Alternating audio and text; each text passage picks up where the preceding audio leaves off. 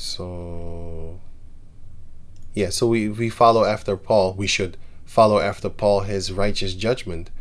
You don't have to do everything because it explains that to you in the book of First Corinthians chapter 7. It explains that to you. He said, but I speak this by permission, not of commandment. For I would that all men were even as I myself. But every man has his proper gift of the Heavenly Father, one after this manner and another after that. So he is asking permission in certain things. But verse 10, so 1 Corinthians 7 and 10, I just read 1 Corinthians 7 and 6. So 7 and 10.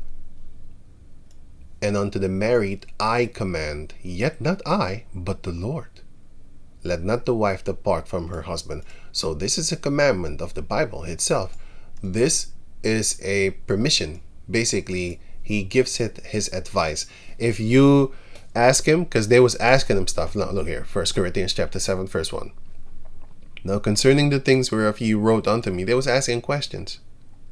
He said, it is good for a man not to touch a woman. Nevertheless, to avoid fornication, all kind of sexual acts, let every man, and also adultery, let every man have his own wife, and let not every woman, and let every woman have her own husband. Let the husband render unto the wife due benevolence, and likewise also the wife unto the husband. Benevolence is respect. Yeah, the quality of kindness, love, and respect. You respect your wife. You know, you don't dress her like how you love her. You be kind to her. You don't dress her, for example, buy clothing because that's what you're supposed to do actually. But you know, they got their own money right now, so they can buy their own stuff. But when you see them buying see-through leggings, well, no, don't do that. Don't spend your money on garbage. Be normal. Have respect. But when you see them do, let me see here. Yeah, like Kanye West. What is he doing? He's dressing his woman up in some see-through stuff, man. That's not kindness. That's cruelty. But then again, fuck these bitches, man. They love that shit anyway. They're the type of chicks that get horny from you watching them getting plowed by 17 dudes or even one. You know, she loves it when you look. It's just some crazy shit, man. People are different going on. And likewise also the wife unto the husband. The wife had not power over her own body, but the husband. So if he wants sex, she needs to give it. You don't have power to say like, I want to have sex today. My head hurts. Well, lay your bitch ass down then. You know what I'm saying? I'm going to take the headache away. All you need to do is just sit still or lay still and it's good. You know, just put your pillow. Put your head there. And butt cheeks up in the air. Stupid. Right? And likewise, also the husband had not power of his own body, but the wife. You know, the husband, if any man says this, I got a headache, right? I can't do it, honey. What? You need to buy a dildo for that, dude. Because that's a woman. That's a real woman. Yeah, that's a real woman right there. Right, anyway.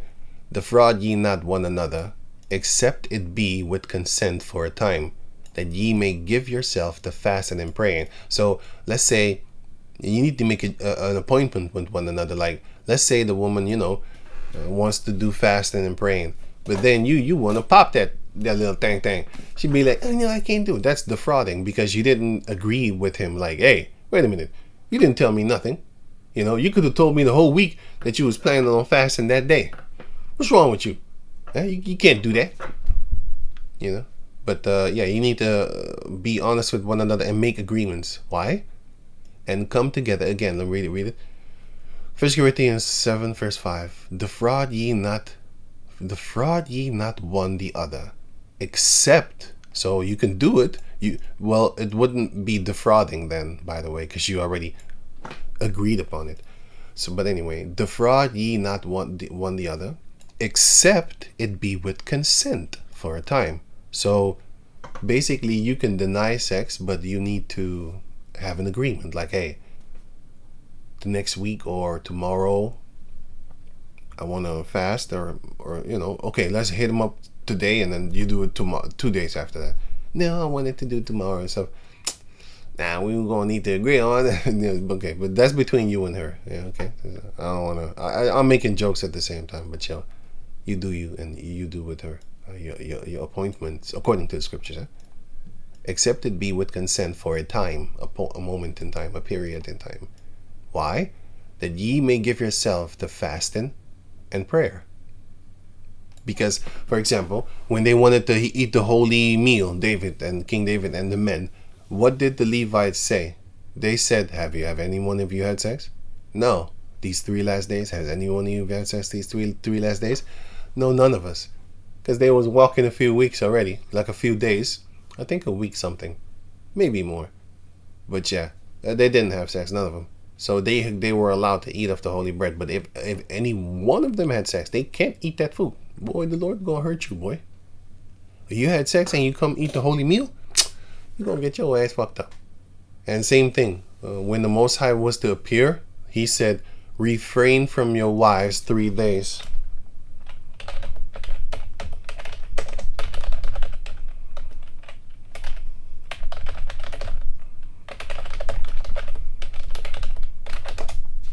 That's here. And also,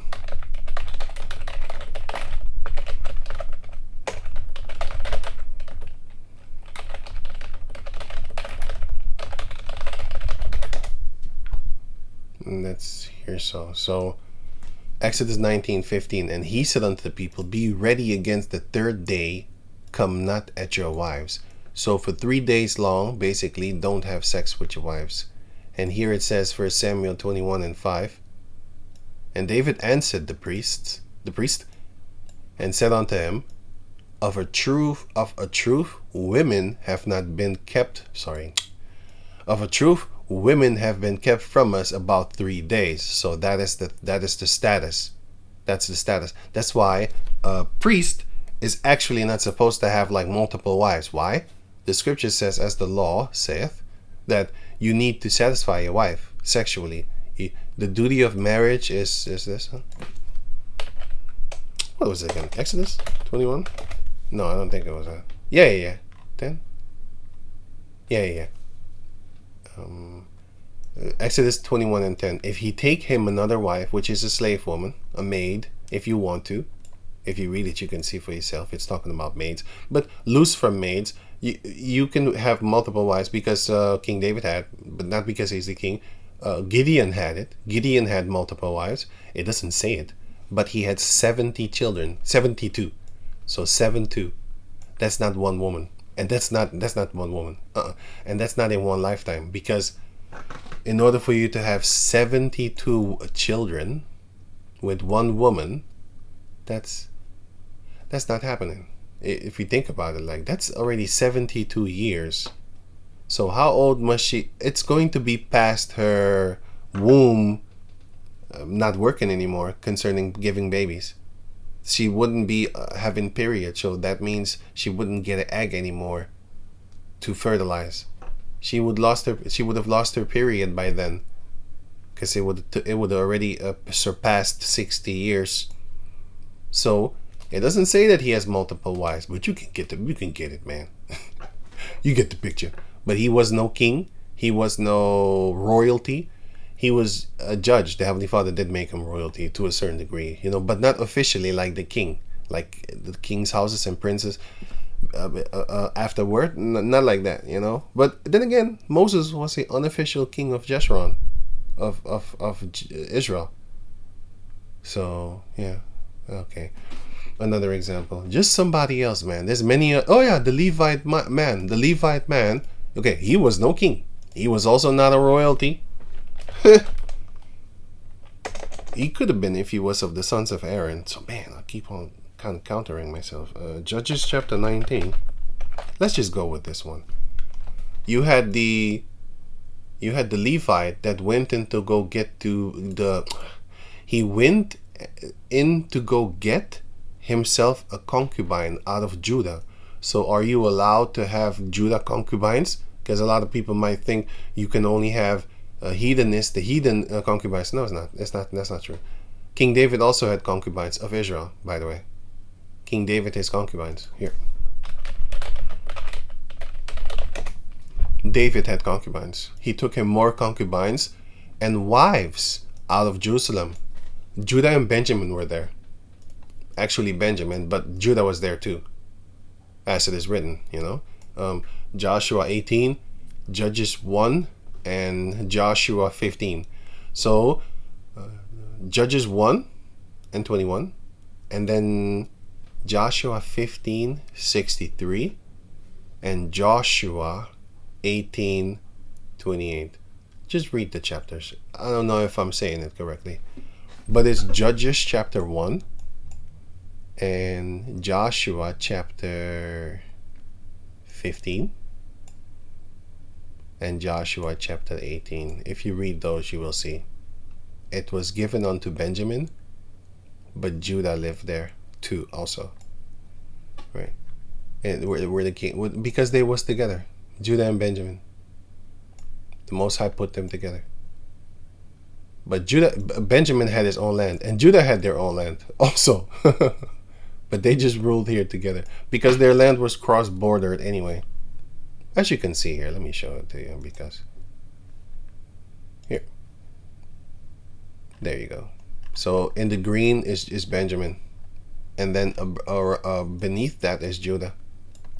And then here, across the border of Benjamin, you have Jerusalem. You have Jerusalem. That's in those scriptures that I just gave to you. Judges 1, Joshua 15, Joshua 18. If you read that, you will see. Okay, enough of that. But anyway, he took them wives out of Jerusalem. So it's Hebrews. They're Hebrew Israelites. And Saul also had a Hebrew Israelite woman, the daughter of Aiah. I forgot who this was, sorry. But he's an Israelite. But I forgot which tribe. Either Levite or... I don't know, actually. Just check it out for yourself if you have the time.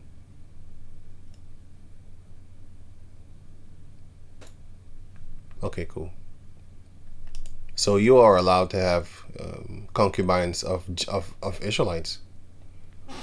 It says it also right here in the book of Exodus 21. This would then therefore be your concubine, your maid that was a slave.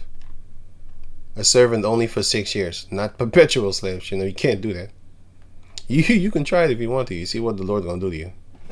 But all jokes aside, no, you can't do that. But anyway, okay, okay, cool. So, but the point is, if he take him another wife, her food, her raiment, and her duty of marriage shall he not diminish. So, if you have multiple wives, you need to give them sex. So, if you have 5 wives, well, you can't almost do holy stuff then, because you need to be clean in order for you to do ceremonies of Yahweh Bahasham Yahweh Shai. You can't be all, having sex and just had sex. You need to wait 3 days. And the funny thing is, I actually learned that, but not with the scriptures. I wasn't with the scriptures. I learned that in where I'm from. I learned that, we learned stuff what not to do. So when I read it in the scriptures, I knew that, oh, so this is where our people got it from. I didn't know that. I didn't know that at all. Our people, nobody that I know in my family reads the Bible, boy. Ain't nobody read no Bible, boy. I wanted to say F the Bible, but that's because of the caucus things and stuff like that. I hate you, boy. We ain't down with that. Not that I know. I do have other family members, but they're on a Caesar Borgia type of shit. Not necessarily worshiping white Jesus, because none of them actually said it. But they got that Christianity that they learned from Esau. That's basically what they believe in. They all say like, yeah, color doesn't matter, and stuff like that, blah, blah, blah, blah. That type of shit. Right. Anyway, these 3 days since I came out. Okay. I don't need to read it. Well, I do. And the vessels of the young men are holy, and the bread is in a manner common. Yea, though it were sanctified this day in the vessel. So it was not even supposed to be for them. Yahushua even said it too. Remember how David, Matthew 12 and 3, but he said unto them, have ye not read what David did, which I just read? Where was that again? Here.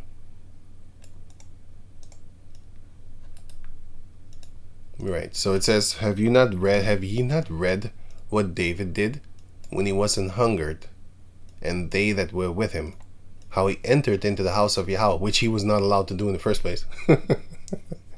Going inside, he wasn't allowed. And on top of that, he ate of the showbread, which he was not allowed to do. Which was not lawful for him to eat. He was not allowed. You know?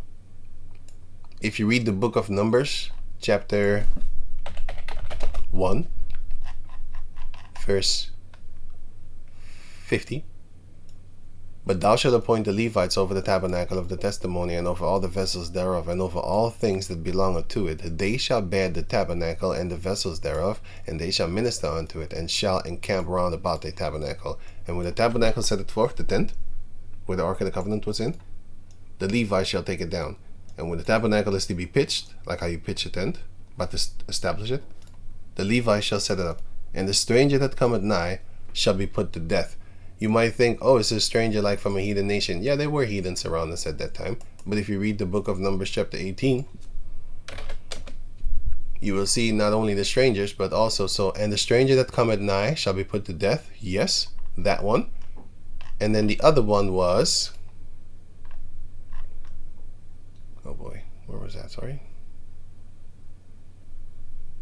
I just read it. Okay, so 7 and... I always lose this one. 22. Neither must the children of Israel henceforth come nigh the tabernacle of the congregation. What is the tabernacle of the congregation, you might ask? Exodus 33 and 7. And Moses took the tabernacle and pitched it without the camp, meaning afar off from the camp, and called it the tabernacle of the congregation. That's the tabernacle of the congregation. So, Numbers 18:22. Neither must the children of Israel henceforth come nigh, come close, or near the tabernacle of the congregation, lest they bear sin and die. Let me see, verse 6 and where is it? Sorry, man. Verse 7 and 22. So you can't, even if you was an Israelite, you're gonna die. And the stranger is talking about this one. Wait, let me. Because you might be like, oh, so who's that stranger then? Well, that stranger is actually here. If you go to Leviticus chapter 25.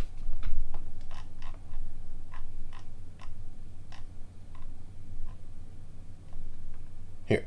So, here from 39, it talks about that you cannot enslave an Israelite, right? But then it goes further. It says here, verse 44. Both thy bond, because you can't sell an Israelite as a bond to man. You need to get him as a hired servant, and in the year of Jubilee he shall go free. So when I just read and let me see, I think Exodus 20 or 21, something like that, where it speaks about that you can have a Hebrew slave for 6 years, and if he bore his ear, he can stay with you for perpetually. Well, it's not perpetually, because in the year of Jubilee he's forced to go home. He can't be your servant forever. And that year, maybe next year, he can come back and something like that. But that's between you and him. But you can't keep him. And Jeremiah 34 shows you what happens if you keep the Hebrew Israel. Your ass is going to go into slavery. The Most High is going to raise up a king to come, or an enemy, or just some wild bandits come and kill you, enslave your ass. That's judgment. Anyway, verse 44. Both thy bondmen and thy bondmaids, which thou shalt have, shall be of the heathen that are round about you. Of them shall ye buy bondmen and bondmaids. Moreover, the children of Israel that sojourn among you, of the children of Israel, oh my goodness. Moreover, of the strangers, of the children of the strangers, wow, that sojourn among you, of them shall ye buy, and of their families that are with you, which they begot in your land, and they shall be your possession, and ye shall take them as an inheritance for your children after you. You can't do that with the Israelite. So this is not talking about the stranger Israelite. This is talking about an actual heathen. And you know who was in our midst? The Gideonites, the Midianites. So Gideon is Canaan. They're the Hittites actually, but it says that they are Amorites. They're actually Amorites. But sorry, they're actually Hivites. But collectively they're called Amorites, right?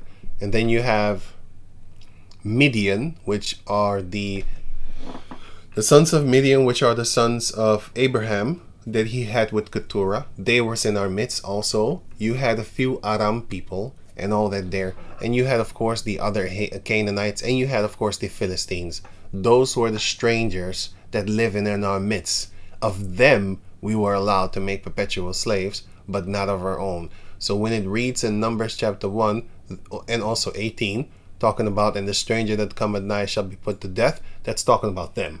And when it says in the same chapter that the sons of Israel, when they come nigh, they shall be put to death. Because where, damn, what is in the tabernacle of the congregation? The Ark of the Covenant. If you come close to the Ark of the Covenant and camp round about, you're going to die. Only the Levites is allowed to camp round about it. But anyway, enough of that. So yeah, there you have it. I just went on because it was fun. Because I could have stopped 20 minutes ago. No, I'm dead serious. I could have stopped 20 minutes ago. Because I was already done with the video anyway. But yeah, it's dope anyway, so it's fun. Lord willing, I'll keep that same fun. It's just fun. I can talk for hours. Boy, been sitting here for hours now. It don't matter. It's all dope. So yeah, the Most High is going to change the names, and that's the name changing. Let me see, I have more precepts, but I'm not going to read it. I'm just going to leave it. I think maybe this one. I don't need that. You can do that if you want to. I will do it in other videos. You know, it's fun anyway.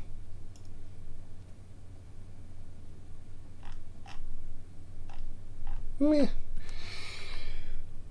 Sorry.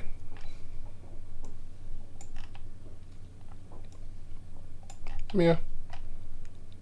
I still have other few precepts, but I'm not gonna read it. I'll just leave it at that. Maybe it's too much or something like that, because I do know that people, might get tired. So yeah, I'm gonna leave it, And so with that, I'm gonna say shalom. Right.